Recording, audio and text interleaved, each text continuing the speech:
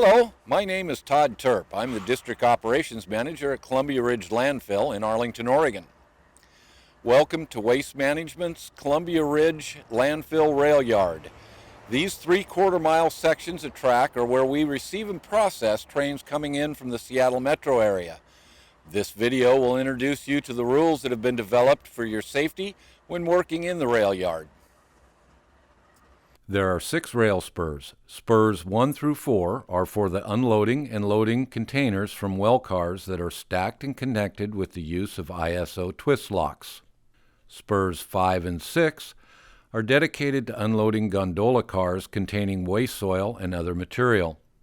An excavator unloads these cars and then loads the content into side dump trucks, which are then sent to the landfill for depositing. This training will highlight some of the rules that apply to waste management employees and third-party contractors who are going to be operating within the rail yard. As with most everything we do, before work is performed, a job briefing must be held with everyone involved. Before starting the day, check to ensure that everything is set up correctly. Confirm all gates are functioning properly and secured in the open position, and ensure the switches are working and correctly aligned to the appropriate track and locked.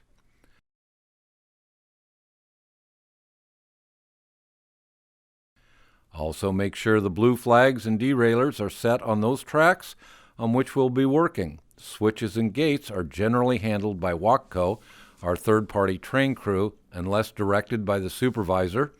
Blue flags are our responsibility.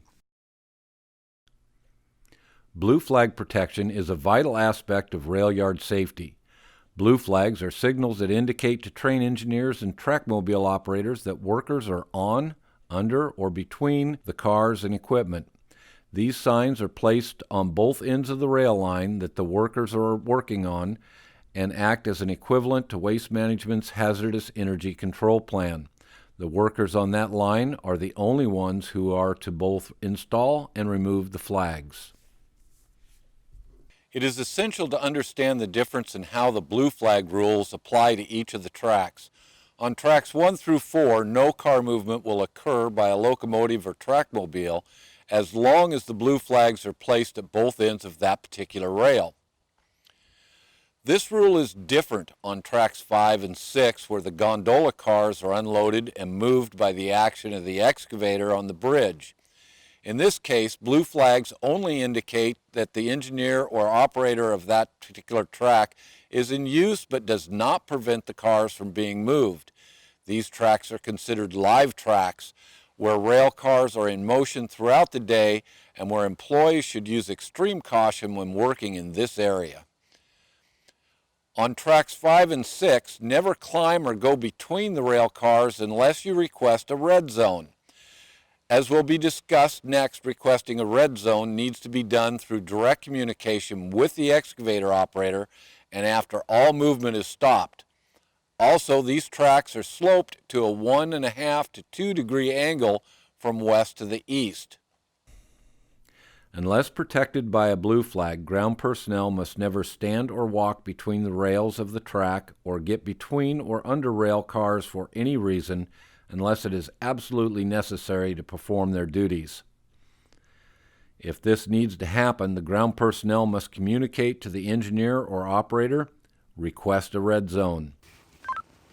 Red zone. Red zone, brake set, hands off controls. The engineer or operator must then respond, parking brake set, hands are off the controls. Only then can the ground personnel proceed between or under a rail car. Ground personnel will communicate red zone clear when they are clear of the track or free from being between or under the rail cars.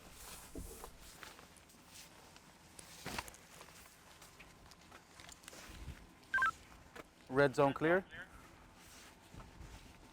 Red zone clear. All movement is controlled and directed by ground personnel and only by ground personnel.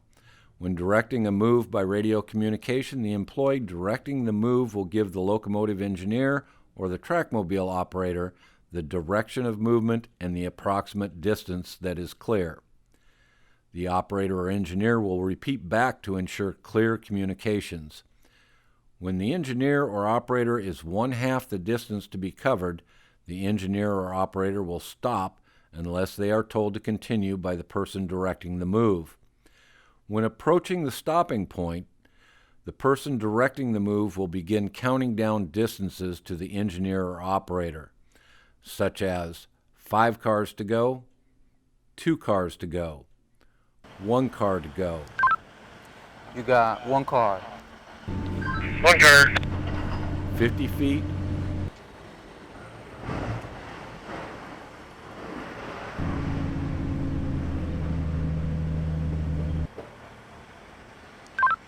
20 feet, You got 20 feet. 10 feet, 5, 4, 3, 2, 3, 1, stop, or and contact. 1. Give it a stretch, make sure we get a good hook.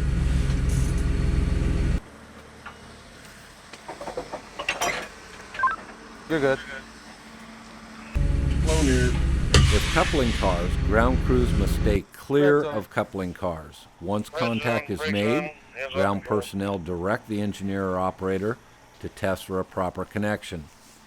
Regardless of the distance spoken by the ground crew, the operator must be able to stop within half the distance should there be an emergency.